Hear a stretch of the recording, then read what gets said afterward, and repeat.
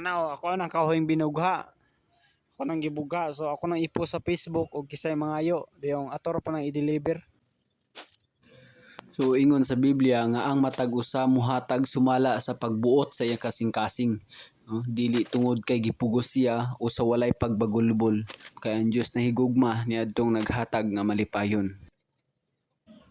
So ako dahil sa ning gitapok para sa preparasyon ani yung yung humanagbaat, okay, akong gikuan bang. Iaswat ni nako para kargas motor, i-deliver na ni, libre ra ni nga deliver. So hatag na ni siya nga dala na ni sa libre pang delivery no kahoy akong ihatag na lang kay dugay na siyang standby mong go dire. So tala, let's go. So dire gahulat na lang ko ni para pick up no kay wa ako kadomdom sa iyang balay, medyo sulodlon man pod. So karong taod-taod na ni-chat pa ko niya pod.